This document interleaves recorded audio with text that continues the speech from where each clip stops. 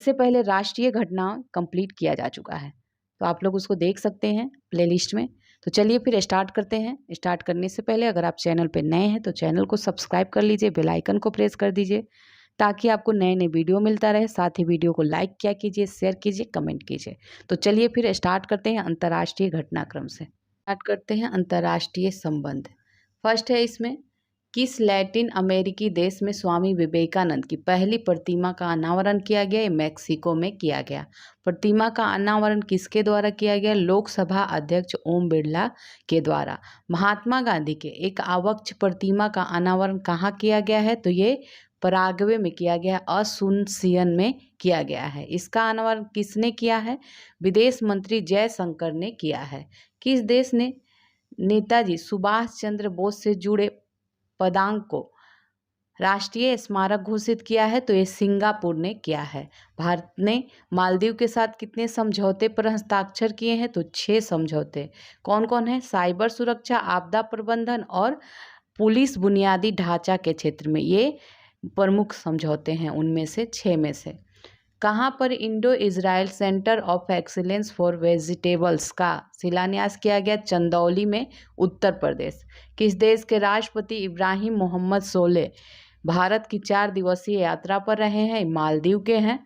भारत ने फिलिस्तीन शरणार्थियों के कल्याण के लिए किस संगठन को 2.5 मिलियन अमेरिकी डॉलर का योगदान दिया है? तो ये United Nation Relief and Works Agency for Palestine Refugees in the Near East को, UNRWA को दिया गया है। किस देश के विश्वविद्यालय में भारत से संबंधित कार्यक्रमों के लिए इंडिया सेंटर की स्थापना की गई है? तो ये दक्षिण कोरिया में। दक्षिण कोरिया के किस विश्वविद्यालय में इंडिया सेंटर की स्थापना की गई है? Busan university of foreign studies में। किस देश के उप प्रधानमंत्री एवं रक्षा मंत्री रिचर्ड मार्लेस भारत की यात्रा पर रहे हैं? ऑस्ट्रेलिया के। हाल ही में इजराइल ने भारत के किस राज्य के साथ जल सहयोग संयुक्त घोषणा पर हस्ताक्षर किया है? तो ये हरियाणा के साथ। हरियाणा के साथ। भारत वियतनाम के रक्षा मंत्रियों ने रक्षा सहयोग को बढ़ावा देने के उद्देश्य से किस संयुक्त विजन दस्तावेज पर हस्ताक्षर किए हैं? तो ये भारत वियतनाम रक्षा साझेदारी 2030 पे। भारत और किस देश के बीच तीसरी पैसेंजर ट्रेन की शुरुआत हुई है? ये बांग्लादेश के साथ। इसके मध्य कौन सी यात्री ट्रेन शुरू की गई है? मिताली एक्सप्रेस। ठीक है, मिताली एक्सप्रेस। यह ट्रेन किन 2 स्टेशनों के मध्य प्रारंभ किया गया है? तो ये न्यू जलपाईगुड़ी रेलवे स्टेशन से ढाका कैंट रेलवे स्टेशन के बीच। भारत और बांग्लादेश के मध्य संचालित 2 अन्य यात्री रेल हैं, कोलकाता ढाका मैत्री एक्सप्रेस और कोलकाता खुलना बंधन एक्सप्रेस। प्रधानमंत्री की जापान यात्रा। प्रधानमंत्री नरेंद्र मोदी ने जापान के प्रधानमंत्री फूमियो किशिदा के आमंत्रण पर किस शहर का दौरा किया था? टोक्यो, जापान का। यात्रा के दौरान प्रधानमंत्री मोदी ने किस शिखर सम्मेलन में हिस्सा लिया था? तो ये 4 देशों के प्रमुखों की शिखर बैठक में लिया था। ये है क्वाड लीडर समिट में हिस्सा लिया था। इस सम्मेलन का आयोजन किया गया टोक्यो, जापान में। इस बैठक में शामिल थे प्रधानमंत्री नरेंद्र मोदी, प्रधानमंत्री फूमियो किशिदा जापान के और राष्ट्रपति जोसेफ आर बाइडेन अमेरिका के, प्रधानमंत्री एंथनी अल्बनीस ऑस्ट्रेलिया के, ये सभी सब उपस्थित थे। 4 देशों के प्रमुख, यह कौन सी व्यक्तिगत दूसरी बैठक थी? तो ये दूसरी थी। ठीक है, कौन सी व्यक्तिगत बैठक थी? तो ये दूसरी बैठक थी। क्वाड की अब तक कुल कितनी बैठकें आयोजित की जा चुकी हैं? तो ये 4 है। ठीक है, मार्च में 2021, फिर सितंबर 2021, फिर मार्च 2021 और फिर मई 2022 में। ये मार्च 2022 है। तो ये बैठक था। अब नेक्स्ट देखते हैं, मानवीय एवं प्राकृतिक आपदाओं पर अवैध मछली पकड़ने से निपटने से जुड़ी क्षमता को बढ़ाने के हेतु किस पहल की शुरुआत की गई है? तो भारत प्रशांत समुद्री क्षेत्र जागरूकता की शुरुआत की गई है। हिंद प्रशांत क्षेत्र में लचीलापन, आर्थिक विकास, निष्पक्षता और प्रतिस्पर्धात्मक बढ़ाने के साथ भागीदार देशों के बीच आर्थिक साझेदारी को मजबूत बनाने के उद्देश्य से स्थापना की गई है IPEF की। IPEF इसका फुल फॉर्म क्या है? समृद्धि हेतु हिंद प्रशांत आर्थिक रूपरेखा, Indo Pacific economic framework for prosperity.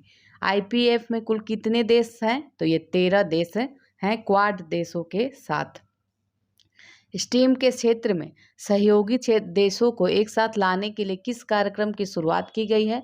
Quad छात्रवृत्ति कार्यक्रम की। इसका फुल फॉर्म क्या है स्टीम का? साइंस, प्रौद्योगिकी, साइंस, टेक्नोलॉजी, इंजीनियरिंग और गणित। स्टीम STEM का है। नेक्स्ट देखते हैं, अगले सम्मेलन का आयोजन 2023 में किया जाएगा और ये कहाँ किया जाएगा? ऑस्ट्रेलिया में किया जाएगा। सम्मेलन के दौरान भारत अमेरिका के मध्य द्विपक्षीय वार्ता भी हुआ। तो इन दोनों पक्षों में ICET पर पहल की शुरुआत की गई है। ICET का फुल फॉर्म क्या है? Initiative on critical and emerging technology, महत्वपूर्ण और उभरती प्रौद्योगिकियों पर पहल। दोनों देशों ने संयुक्त जैव चिकित्सा अनुसंधान को जारी रखने हेतु किस कार्यक्रम को अवधि को बढ़ा दिया है? तो वैक्सीन एक्शन प्रोग्राम को। वैक्सीन एक्शन प्रोग्राम की जो अवधि है कब तक के लिए बढ़ाई गई है? 2027 तक के लिए। अब नेक्स्ट देखते हैं, प्रधानमंत्री की नेपाल यात्रा।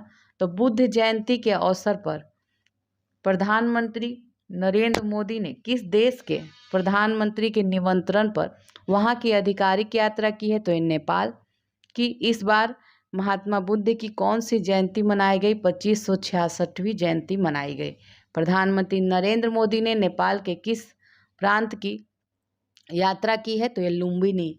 वह देखते हैं इसमें आगे, यह प्रधानमंत्री नरेंद्र मोदी की नेपाल की 5वीं और लुम्बिनी की पहली यात्रा थी। ठीक है, लुम्बिनी की इन्होंने पहली यात्रा की है। दोनों प्रधानमंत्रियों ने किस केंद्र के निर्माण का शिलान्यास किया है? तो ये भारत अंतर्राष्ट्रीय बौद्ध संस्कृति और विरासत केंद्र लुम्बिनी। इस केंद्र का निर्माण किसके द्वारा किया जाएगा? अंतर्राष्ट्रीय बौद्ध संघ नई दिल्ली के द्वारा किया जाएगा। इस केंद्र का शिलान्यास किन 3 प्रमुख बौद्ध परंपराओं के भिक्षुओं द्वारा किया जाएगा? तो ये थेरवाद, महायान और वज्रयान। ठीक है, वज्रयान। 2 से 4 मई 2022 के मध्य प्रधानमंत्री नरेंद्र मोदी की कहाँ की त्रिदिवसीय यात्रा संपन्न यूरोप की है? त्रिदिवसीय यूरोप यात्रा के दौरान प्रधानमंत्री ने किन 3 देशों जर्मनी, डेनमार्क और फ्रांस का दौरा किया है?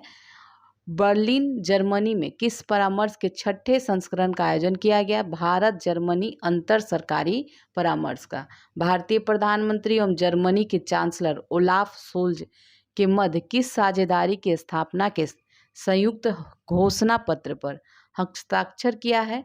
तो ये हरित एवं सतत विकास साझेदारी। 1 जनवरी 2022 को किस देश ने G7 की अध्यक्षता ग्रहण की है? तो ये जर्मनी ने किया है। 3 से 4 मई 2022 के मध्य प्रधानमंत्री नरेंद्र मोदी पहली बार किस देश की यात्रा पे गए थे? तो ये डेनमार्क की यात्रा पे गए थे। यात्रा के दौरान किस पहल को लॉन्च किया गया है? India green finance initiative. भारतीय प्रधानमंत्री ने किस शिखर सम्मेलन में भाग लिया था 4 मई 2022 को? तो भारत नॉर्डिक शिखर सम्मेलन में। भारत नॉर्डिक शिखर सम्मेलन का यह कौन सा संस्करण था? दूसरा। प्रथम भारत नॉर्डिक शिखर सम्मेलन वर्ष 2018 में हुआ था, स्टॉकहोम ये स्वीडन में हुआ था। पेरिस बुक फेस्टिवल 2022 में गेस्ट ऑफ ऑनर देश कौन सा है? तो ये भारत था। 17 से 24 अप्रैल 2022 के मध्य किस देश के प्रधानमंत्री भारत की यात्रा पे आए थे? तो मॉरिशस के थे।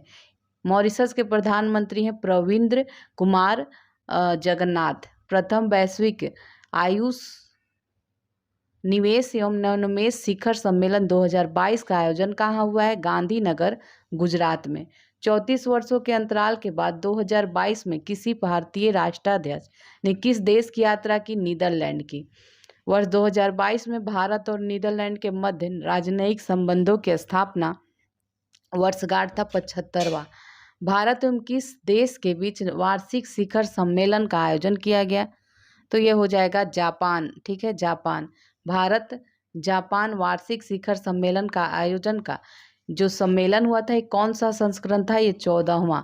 19 मार्च 2022 को भारत जापान के मध्य किस साझेदारी की घोषणा की गई है? तो ये स्वच्छ ऊर्जा भागीदारी की।